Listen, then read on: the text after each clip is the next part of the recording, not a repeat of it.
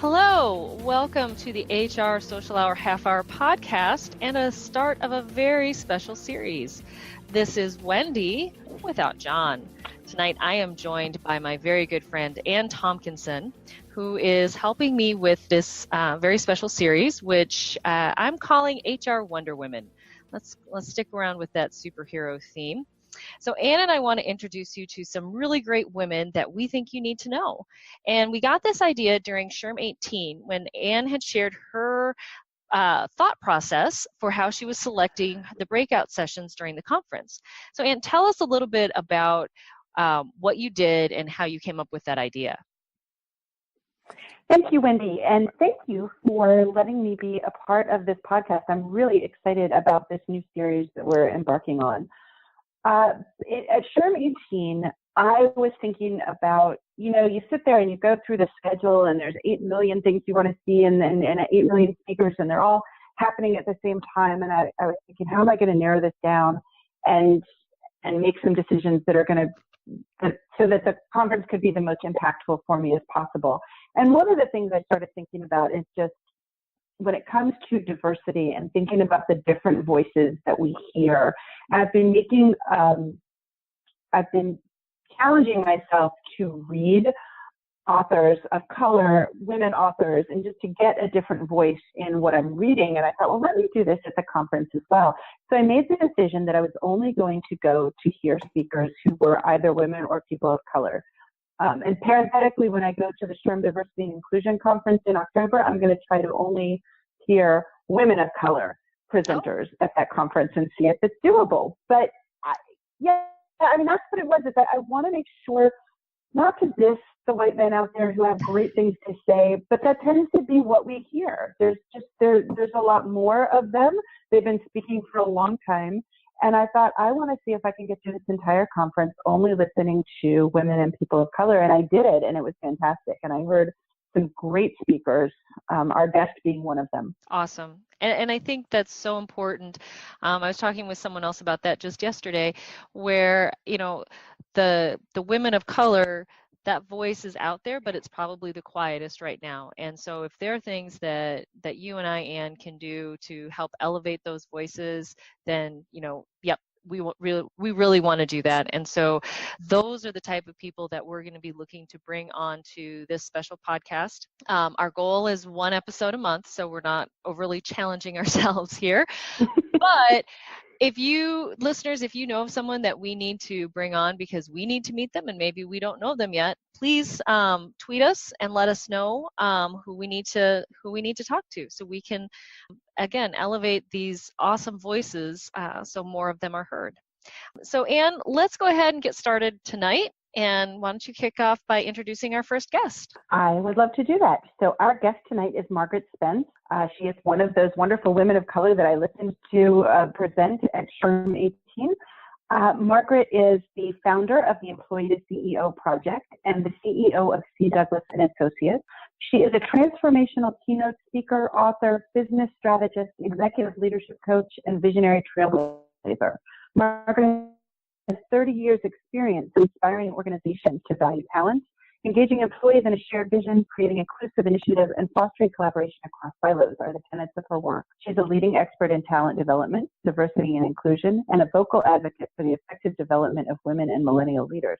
Determined to create a glide path for diversity and inclusion in executive leadership, Margaret launched the Employee to CEO Project, a global initiative aimed at increasing the representation of women with specific emphasis on minority women in C-level leadership roles. She is on a mission to upend the dismal number of women in the executive suite by empowering women to embrace leadership roles. Margaret's journey to the executive suite was non-traditional. She began her career managing workplace injuries and consequently observed injured employees being discarded from the workforce. From a catapulting question written on a napkin in 1999, her company, C. Douglas and Associates, currently manages human resources, oversight functions, workplace injury compliance, and a claims loss portfolio valued at over $95 million for its multinational Fortune 500 client base. Margaret has authored 3 books. Her latest book, Leadership Self-Transformation, 52 career-defining questions every high-achieving woman must answer, challenges women to clarify their vision, pivot from expert to leader, and build the career they want. The opening chapter of her book asks women 2 simple questions. What do you want, and why don't you have it now? Margaret will captivate you to move beyond your comfort zone to building the career and life you want. So that is a really impressive biography. And all of those things speak to me. Having heard you speak several times at SHRM conferences, I can say that those are true. I leave every workshop that I attend with you feeling really inspired and having tangible questions to ask myself, to challenge myself, to think about how I'm going to make a difference in my own life and in the lives of the people that I work with. So I am going to jump right into questions. Margaret, what are the problems or challenges that women face in becoming leaders? Well, thank you both, Wendy, for having me on the podcast today. I'm so excited to be here. So the challenge, how about if we not necessarily call them challenges? They are like gigantic concrete roadblocks. I call it that. Mm-hmm.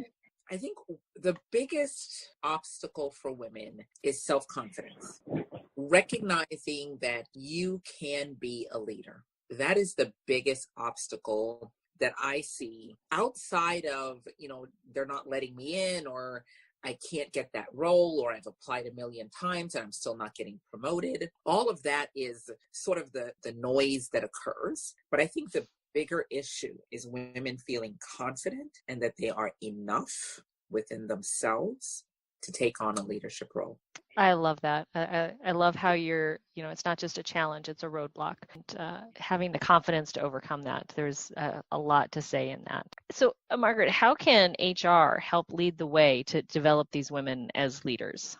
I just spoke at HR Florida, and one of the things that I said to the group there was, we have to know who women are. One of the challenges that I see right now is we build leadership development programs, but we have no idea who the women are that we're putting into the programs. We have no idea who they are. I've been in HR for years. You both have been in HR. How many times has any HR leader sat down with a group of women and said, tell me what you would like us to develop and what would you like us to prepare you for so you're ready for leadership? That question is never asked. We go out, we'll buy canned programs, we'll put them together, we'll have our own meetings, we'll decide what's going to be great within a leadership development program. And as I said at SHRM 18, right now, I can't think of one leadership development program that's written by a woman for women. I can name you dozen leadership development programs that's written for men that we ask women to go through. And it's two different dichotomies. It's two different worlds. It's two different areas and two different developmental tracks. And not that I'm saying that women are so special that we need a special program, because that's what people will hear. That's really not what I'm saying. What I'm saying is this. Korn Ferry released a study that basically said, of the women that have become executives, probably 98% of them never thought about applying for a senior leadership role until someone told them that they were duly qualified for that role. They never applied. Wow. So if that's what I'm dealing with, that's the who, okay? How am I going to develop a program and say, hey, I've got a women's leadership development program, come on down? How am I going to do that? When the reality is, I don't even feel confident that I can be a leader. Mm-hmm. I don't feel confident that I can go beyond the supervision. Let's say I've been promoted to supervisor, but I may never even think I could become executive director, or I could become division president. If I can't move off of the first promotion and feel so good about myself that I'm capable, and you've built a program that I'm supposed to go into and excel, how does that happen? It doesn't happen. So the key for me is getting HR to understand that the question we must ask is, who are the women that work for us? What do they want for their career? And what was the vision that that woman had at the door? Because this is the thing. When we applied for the jobs that we have right now, we had lofty ideas in our head about where this job could take us. We had all kinds of thoughts when we got hired. Oh my gosh, I'm going to go work for XYZ company. And I could see myself being, division president in 2 years. Then we get to work, we start our jobs. 5 years later, the original thought that we had in our head when we got to the door is gone. We've picked up all of the illusions and delusions and all the other things that go along with it. And right. we've forgotten who we are. So for HR, we have to go back to fundamentals. Who do we have in our workforce? What do they want? Where do we want to see them? How are we going to champion them? What is the process to get them there? And what's the missing component, including the soft skills? That's wonderful, right? I mean, it goes back almost to the first question, which what are the problems or challenges or roadblocks is if the roadblock is that women lack confidence, then a first way to start to develop them is to figure out what it is that they need to hear to get the confidence in their own actual ability. And that's not a false confidence. That's a confidence in what they can actually do. I think our own negative self-talk is so often our enemy. Yeah, it is. Right. So thinking about that, thinking about, HR's role in helping to develop women and really asking women those questions and figuring out what it is they want and need. Maybe this is a roadblock question again, but what are the unique challenges that women in HR face? The three of us are women, the three of us are in HR. How does that work to develop, I need to develop the women in my company as leaders, but I need to be developed as a leader. So what kind of challenge do women in HR face being both the one doing the developing and the one being developed? Okay, so this is a loaded one. And here comes.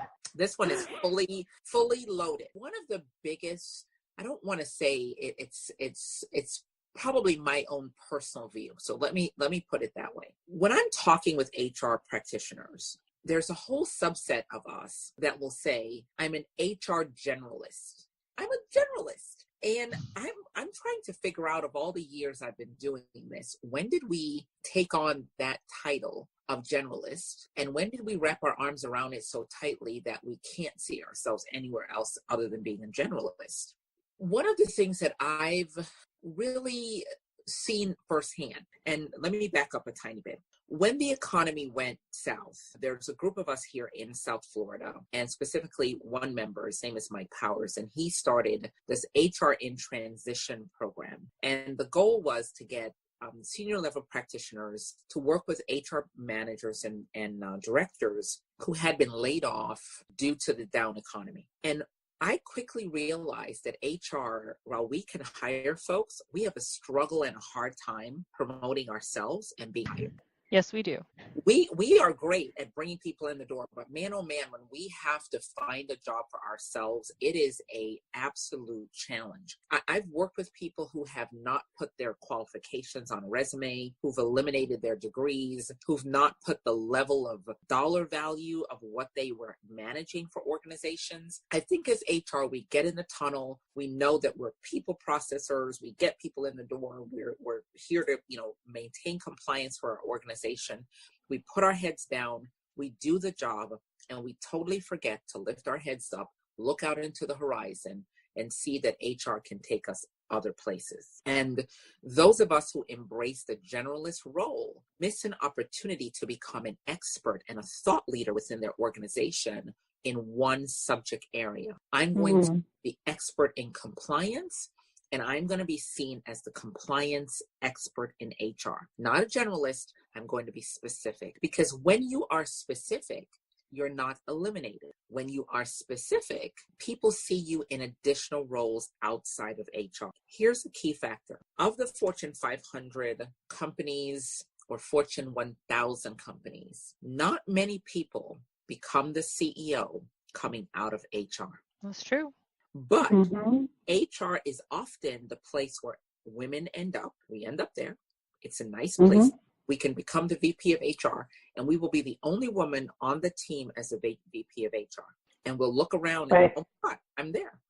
And forgetting the realistic view that you're the only one there. So it's a trifecta with HR. We tend to be really good at taking on our role, and really not that great at managing our career strategically. We are great at managing the people process, but we're not great at seeing our importance above the role of HR. And the third leg of it is we will get to the pinnacle of I'm the VP of HR, I'm the top person at the top, and we will recognize that we're the only woman there, but we may not be willing and able to advocate effectively because we are the silent voice in the room that's drowned out by a lot of men. Yeah. The word is nod my head. Yeah, that's that. And that's So true. How often do we just, oh, look at all these guys. I need to just keep quiet. Speak up. Which, this really goes into the next question too. And Anne talked about it a little bit in your bio. You have created a employee to CEO project program consulting option. Tell us a little bit. I'm going to guess there's some of what you talked about already of what led you to start the program, and what are some of the things that you yourself have learned since you've been working with people doing this? So I'll tell you what got me started. I've been in workers' comp risk management and corporate compliance for a number of years. And I was speaking at a conference in Minnesota, and a young lady came up to me after the conference. She's a young attorney, an Asian American attorney. And she said, do you have a few minutes? And I said, sure, no problem.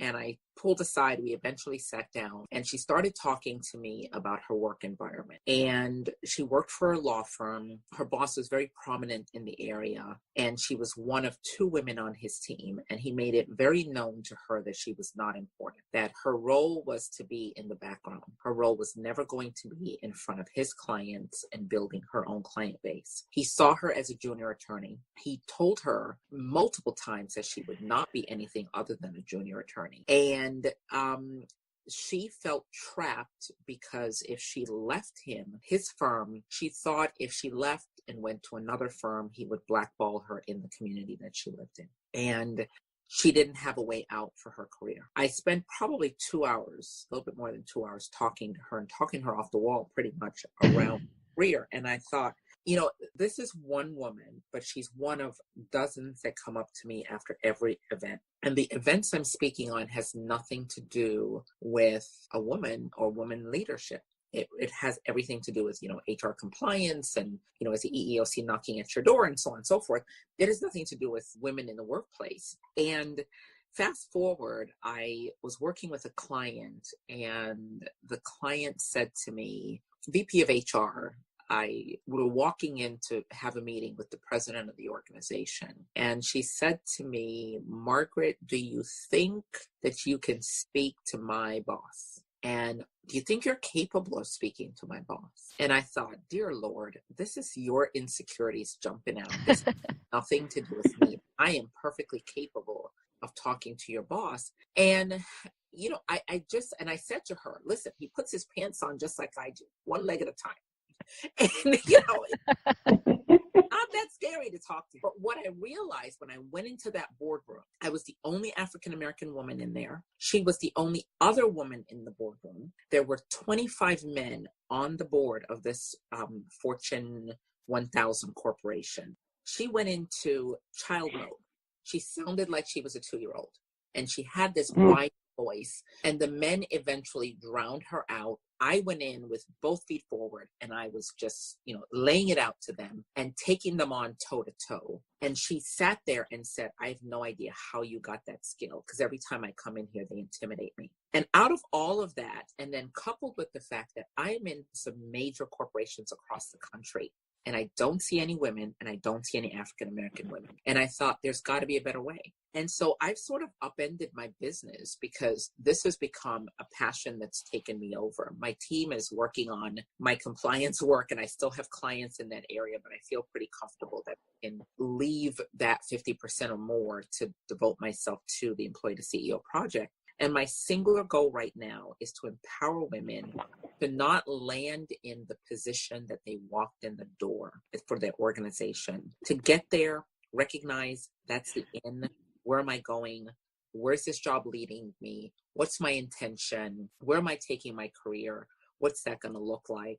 Within the Employee to CEO project, I've launched a subset last week called 10X Leadership, which are leadership development soft skills courses for women. And we are actually putting together some strategic courses like branding for the career you want, building a vision for where you want to go, working through your insecurities, all of those things that the canned leadership development programs do not address. They don't address those skills. And so I am beyond passionate right now about getting out there, telling people about this, letting them understand that where you start out is not where you should end up. And your career is not defined or bracketed between the day you got hired and the day you retire. It's not bracketed there.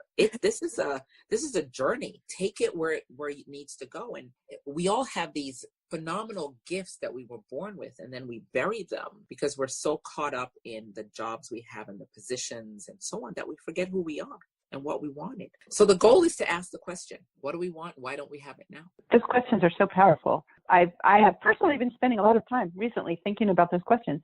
So this is all a great segue to the next question. One of the things that you said at SHRM 18, and you were talking about empowering women as leaders, that really challenged me, that I've been kind of meditating on since Chicago, is that we shouldn't be thinking about bringing women up to our level, but growing women as leaders beyond where we ourselves are at. So can you talk some more about that? Yeah, and the point I made at SHRM 18 was, how often are we willing to see a woman that has so much potential, especially a man, seeing a woman with so much potential that could climb beyond where he or she is? So as a woman, am I willing to bring a woman above me? And as a man, am I willing to pivot a woman who may end up becoming my boss? This is the key thing. Let me give you a little tiny history. We started out this year with 32 or 34 women CEOs in the Fortune 500 space. We currently have 22. So we aren't going forward, we're going backwards. Of the women who have left, Ursula Burns in Durham is leaving PepsiCo in October. October 3rd is her last day, and she is, again, my hero from a CEO standpoint. She's being replaced by a man. Ursula Burns was replaced by a man. When a woman gets the CEO job, she is always replaced by a man. However, when these women became CEOs, it was generally a woman that groomed them into the position. What happened at Xerox? Ursula Burns, I've followed her career. She's an amazing woman, was the first African-American CEO, African-American woman CEO. Wow. She was groomed over 20 years to become the CEO by a woman, her predecessor. She left the space last year, 17, 18 months ago. She's been replaced by a man. Indira Nooyi going out the door after 16 years of PepsiCo. She's being replaced by a man. Why is it that when we get to the table, we can't groom another woman so that she's standing hard in the place to take over from us? Because all that happens, and this is an angry place for me, because if we make a gain of 3 women forward and we lose 5, we're getting nowhere. So 1 step forward, 2 steps back. Right. From an HR perspective, we have to be willing to see women for where they can go. And it doesn't matter if they are whatever color they are. Where is this woman going, and can she go above me? And if she can go above me, how am I going to champion her to get there? And for men, being comfortable, because here's an interesting thing that I said to the group on Monday. How many men are going to be willing to recommend a woman to step over him into a higher role and leave him in that same spot? It's never going to happen. And until we get where we are clear internally and we let our egos go and we look at people for their potential, we miss opportunity to empower everybody around us to move, because it's not the job title, it's the potential. There's so much truth there. I love that. Because we spend too much time worried about titles, and where has someone been, rather where can they go? Right. Where can they go? And we hire based on these job descriptions. I was coaching a young lady at the conference around job description, and she said to me, well, I've applied for this new job, but I'm not qualified on paper. And I said, okay, someone sat down and wrote those qualifications. That doesn't mean that you have to sit at your desk and line yourself up with those qualifications. Those qualifications are benchmarks in the sand that some HR person wrote down. Okay, and HR created this, but that is not who you are. Who you are is what you're bringing to the table. Your tenacity, your drive, your ability to think on your feet, your ability to organize people to get the job done. That's the skill that we should be looking for. Instead, we look for, did you spend 5 years in accounting? Did you spend 4 years in purchasing? Did you spend 9 years in blah, blah, blah? And people go running around. They spend their whole life trying to check the box of this list of things that we gave them. Anyway. Well, that's a whole different situation as HR when we're building those job descriptions. Yes. To stop them when a hiring manager says, I want someone with 5 years experience, say why. And when they say, well, by the time somebody's been doing this 5 years, they'll be able to do X, Y, Z. And say, well, then you don't need 5 years of experience. You need someone who knows how to do X, Y, Z. Exactly. Yeah. Exactly. And we're empowering people to be leaders. We need to look at them through those lenses. Right. Oh, I love that. Well, Margaret, it is now time for everyone's favorite part of our show, the half-hour question connection. Hey! I did, just a little caveat, I did switch them up a little bit for this special series so that we can get some very specific things out there. But our first question, one of the things we do at the Social Hour is try to connect people and help with networking. So tell us how networking has helped you in your career and what's been really effective for you as far as networking. I am not a great networker. I'll be honest with you. I'm going to right there, put it out there. I am a total introvert. And so I get into this extrovert world and I can speak in front of an audience. I'm great. I'll, make small talk. I'll do all that. But after that, I'm ready to go swirling away. But one of the key things about networking is not that I think that worked for me is not bouncing around the room trying to meet everybody. It's picking one or two people, sticking with them, finding out who they are, making a connection, making a longer term connection. I went to a coaching conference in April, which was a weekend retreat, and we were forced to be in groups. And one of the things that I said to myself is, I'm going to network with everybody here, and then I'm going to figure out 2 or 3 people that I want to stay in touch with. That would be good for me to continue with. And then I reached out to those, it was actually 4 people. I reached out to them, made some connections. 3 of them never called me back. 1 did. And she and I made a great connection. We've actually become good friends out of that event. So I think the most effective thing for me is just not bouncing everywhere, just going with the flow and finding the people that you connect with, that they resonate with you and you're really, really connecting with them. That makes total sense. And, I am an extrovert. And so I can walk into a room and be like, great, 8 million people. I can talk to them all. But there's so much to be said for going deep with a few people. And I think sometimes the word networking gets a bad rap because people think it's just shaking a bunch of hands. But that going deep with a few people, there's a value to that is missed if your whole vision of networking is just the glad hand kind of thing. Yeah. Mm-hmm. I think I'm the same, Margaret. I don't like networking. Yeah. Yet here I am putting it out there to meet people. I'm doing talks on how to network effectively, and it's all about building relationships. So absolutely, it is. And figuring out, what your intention is when you get there. I love that. So, Margaret, what women do you read or follow for professional insights? Oh my gosh, my favorite person right now is Brene Brown. Brene Brown, groupie. I love Brene Brown. I love what she says. I actually have a quote on the wall in my bedroom. I have these ginormous white stickies that I put up, and I listen to her every opportunity that I can. And I love the work that she's done around shame and around being vocal and around confidence and so on. So I absolutely love Brene Brown. And I'm excited because she's at SHRM next year. I know. I know. Yay. Yeah. Oh, yeah, she's awesome. I love love her books. And her TED Talks. Yes. Yeah.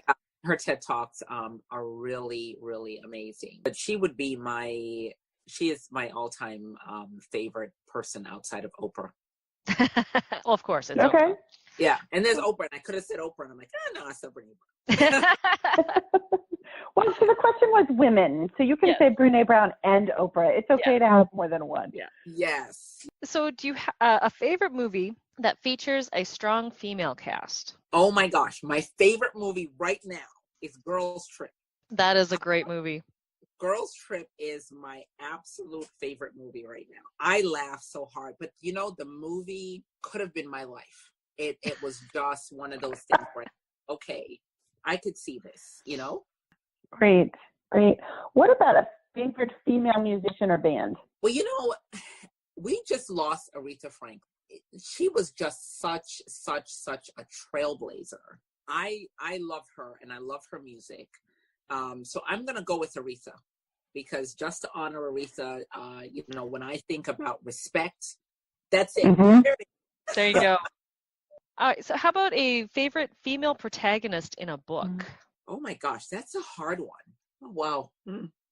Can't think of one. Interesting. I'm going to venture to guess that you are not a huge fiction reader. I am not a huge fiction reader. Yeah. I probably read a handful of fiction books, if any.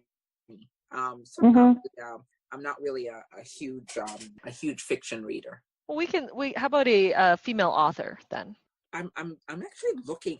As you were saying it, I was looking through my Kindle to see who I really love. You know, she's not alive anymove. I love Debbie Ford. She wrote the book called The Shadow Effect, and she wrote a book called My Best Life Ever. And I love her books. You know, she's a good author. And I love the work that Byron Katie does. She wrote a book called Loving What Is. And yeah. So I tend to be like one of those spiritual readers type of thing. So it's a little bit different. Yeah. I'm going to try and do this like John does on the regular social hour podcast. So when you are not watching Girls Trip or listening to Aretha Franklin or reading books like My Best Life Ever or Loving What Is, what do you like to do outside of work? I'm usually in Home Depot. Oh, really? I have a whole fan club in Home Depot, an entire fan club. Awesome. Depot, they're like, hey, Margaret, how are you? I'm in the paint department. I am a regular DIY, do-it-yourself weekend, schlep into Home Depot, getting all kinds of stuff coming back, planting an orchid garden. And so my current obsession right now, which is an obsession, is succulents. Have you heard of succulents? Yes. Oh, they're fantastic, because if like me and you don't have a green thumb, that you can't really kill them, and they're beautiful. Yeah. Exactly. So I went out last Saturday, and I bought these cactus succulents, and I have a ginormous globe that's about 20 inches around. Ooh. Because it's big, a really large one. And I'm going to make multi-layered sand garden with rocks and little stairs and stuff with the succulent garden. So I have Pinterest pictures and you know, and house pictures. So I'm a Pinterest house person, and I am Home Depot nut. Oh, fun. So that is fun. Every weekend almost I am in Home Depot. I'm not painting something. I'm not this, and you know, I'm doing some other thing. Or a couple weekends ago, I was getting floors redone in my guest bedrooms. I'm always doing something in Home Depot or Lowe's. Oh, well, we'll have to see if they can help sponsor this episode of the podcast then. That's right. Exactly. But that is my favorite place in the world. I am in one of those two stores every weekend. Oh, I love it. It's awesome. Yeah. But you wouldn't imagine me in you know, shorts and t-shirt and having my shovel and dirt outside my little country. I have one of those big brim hats that you put on and you look like you're, and I'm out there in the yard and I'm doing stuff. So that's my fun. I love it. Yeah. Well, Margaret, you have survived the question connection. Yay! You did it. This was so awesome. I so appreciate you coming on. So this is the part of the show where you can tell our listeners how they can get in touch with you or follow you or you know, reach out to you. How you want them to find you. So I am very social. I'm the social lady. So I am on LinkedIn as Margaret Spence. I'm on Twitter as Margaret Spence. I am on Instagram, Margaret Spence CEO, because I let my name go and someone else took it. And I'm also on Facebook, Margaret Spence, and the employee to CEO project.com is the website. Okay. And my email is super easy. It's margaret@margaretspence.com. And I return phone calls. I love helping women really succeed. And one of the things that I said to the group that I spoke for was, I'm here to help you. If you have a problem with your career, don't hesitate. Don't feel that you can't reach out to me. I really want to be able to empower women to own their place and their executive desires. Wonderful. And we will put all of that in the show notes and share it out through all of our social media handles as well. So we appreciate that. How about you, Anne? How can people find you? Well, you can find me on LinkedIn at Anne Tomkinson, and you can find me on Twitter at Anne Tomk, ANNETOMK. I blog, I guess now I have to say I blog occasionally because it's been a minute, but I blog at HR Underground at WordPress. And I also have a personal blog called The Road Less Pedaled, also a WordPress blog.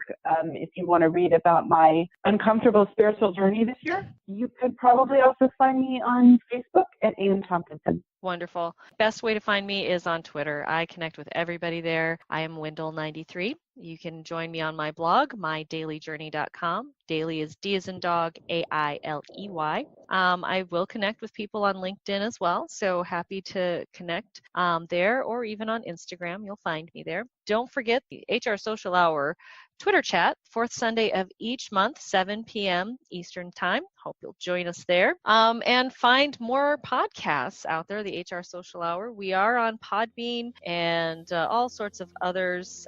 Pull up your favorite podcast listening device and search for the HR Social Hour. You will find us, I guarantee it. Again, Margaret, thank you so much for joining us tonight.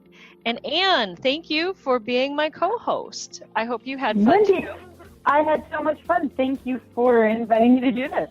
So we'll find some more guests. We'll have some more of these series, and we'll see you all next time on the HR Social Hour. Have a great night.